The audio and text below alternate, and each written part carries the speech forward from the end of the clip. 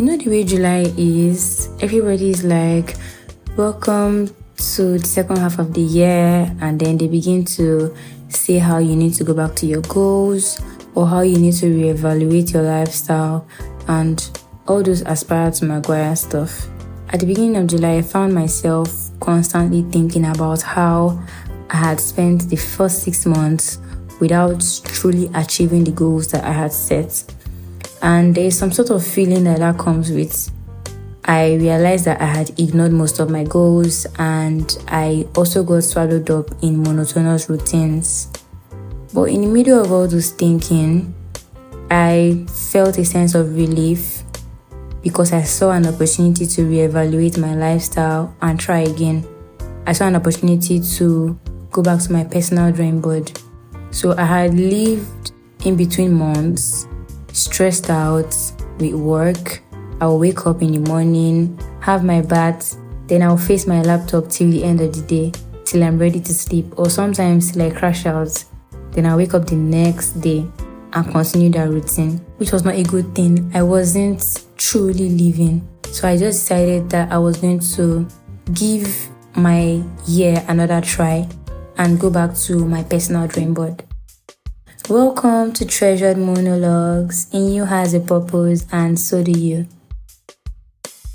One thing adulthood has taught me is that the life you want won't just happen to you no matter how much you plan. You have to be stubborn enough to go for it, no matter the conditions or situations you find yourself. You can't keep sitting around waiting for life to happen to you, because when you do that, you'll be forced to accept whatever life throws at you.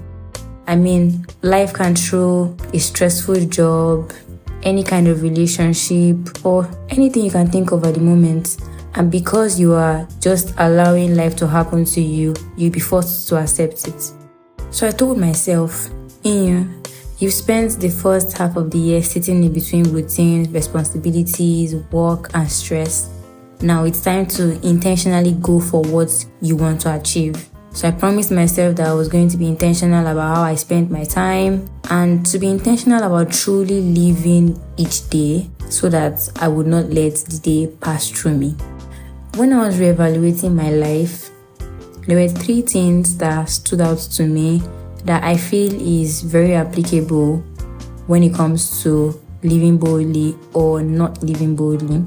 The first thing is stress and time. So we're all adults, and you know what comes with adulthood: responsibilities, work, stress. There is the excuse of time. Oh, I don't have time. Oh, my work is stressful. Or family is stressful. But newsflash, you may never get the opportunity to take a breather. You may never get the opportunity to pause or to have that space and time where you will not be like, okay, now I have enough time to write, or now I have enough time to start a business. So what do you want to do? You want to write a book? You want to, like me, launch a podcast? You want to start a business? You need to take bold steps. As you are in that space where there's a lot of responsibilities, where it seems like there is no space or no time, you need to take bold steps to actually go for what you want. And in today's world, everything is happening at the same time.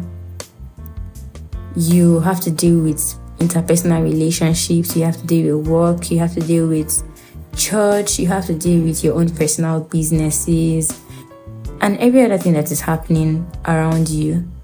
You have online programs, online meetings, everything is just happening at the same time.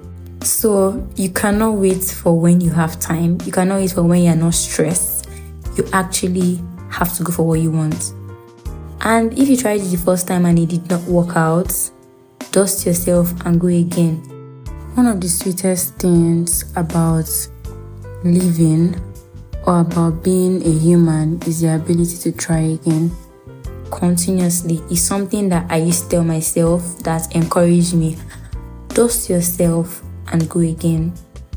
Then the second thing that I picked out was fear. I know that this is not just applicable to me. I know a lot of us are afraid. We are afraid of what won't work. We are afraid of what will happen, whether we will do it well or not. So for example, you've been thinking of starting the gym, but you're not sure you'll be consistent. So because of that, you don't start. I'm going to give a very funny scenario. It's a funny one because I know I've heard people say,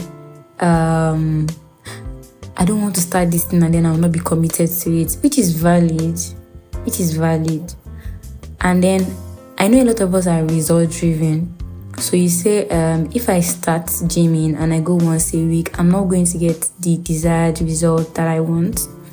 As much as it's good to be result driven, if you place these things in an order of priority, you're supposed to be process driven before you are result driven, so that you would understand the need for a process. So my funny scenario is this: if you take a bowl and you tell yourself, I'm going to put a drop of water inside this bowl every day, just one drop every single day. Now it's going to take a very long time to fill up. I don't know, maybe days, weeks, or even months before that bowl will get filled up. So it might take a longer time to fill up. But the point is that every single day, a drop of water is added to that bowl. And from the first day a drop of water enters that bowl, it is never going to be empty. I'm not saying you should live your life in drops of water. No, that's not what I'm saying. So yes, you might not get your desired result as fast as you want to, but that should not stop you from starting what you want to start. That shouldn't stop you from doing what you want to do. So I find out that we are afraid of consistency before we even start.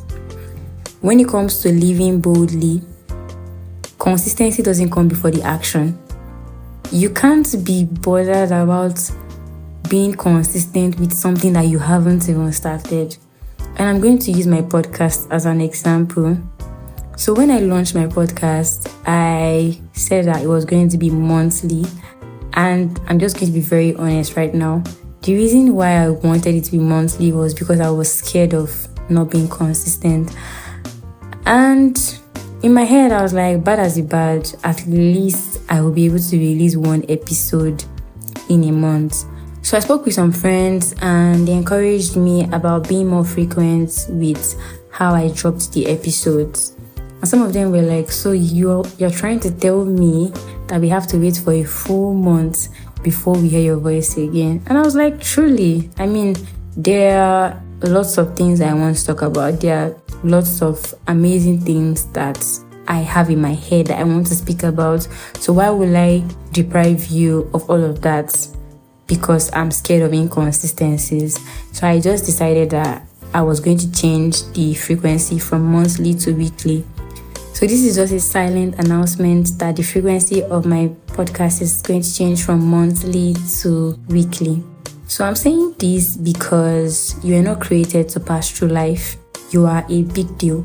And you need to live your life as a big deal. You need to live each day to make a difference, and you need to make it count. One of my fathers spoke with me some days ago, and just normal question. He was like, how have you been? What's been going on in your life? And then I was like, sir, nothing much. And he was like, how can you be in a place and nothing much is happening? So he said it jokingly, but that thing stuck in my head, and I began to ask myself, how can you be in a place and nothing much is happening? I mean, you're a big deal, really. So there's tendency to be afraid of going all out. There's tendency to just want to live your life as it comes. But we need to do away with that fear. And a scripture comes to mind. For God has not given us the spirit of fear. It's a very popular scripture. And we recite it when we are trying to deal with a general fear. But let's look at the preceding verse together. 2 Timothy 1 from verse 6. It says, therefore I remind you to stir up the gift which God has put in you through the laying of my hands. Some verses say, I remind you to fan to flame. Some verses say, I remind you to put to good use. However you see it. And then it says, for God has not given us a spirit of fear, but of power and of love and of a sound mind. So, as much as this scripture is very useful for addressing general fear, in context, it was talking about the gift of God that has been placed inside of us. So God doesn't want us to be afraid of using our gifts. God doesn't want us to be shy of using our gifts. He has given us a spirit of power to be bold enough to express that gift, of love, because the world needs to see your light. So if you truly love others, you would be willing to express that gift and be a blessing to others. And of sound mind, of self-discipline, of self-control, to express that gift in a proper manner. So what have you been planning to do? What are those things in your goals? What are those values you have, or the values that you have been trying to improve on? What has God asked you to do? God is telling you not to approach these things with fear. You are a big deal, so you need to live your life like it's a big deal. And this is what I call living boldly. In some ways, I call it living stubbornly. It's a funny way to say it, but I think I'm just going to say it like that, because sometimes life needs some level of stubbornness. And this brings me to the third thing. The third thing is validation, motivation, and encouragement. And there's someone's story that fascinates me so much, which is David. So I'm trying to imagine in this day and age, if a family forgets you, forgets that you exist, or doesn't even count you, you will feel the worst. And I mean, reading this story, David was not an ordinary person.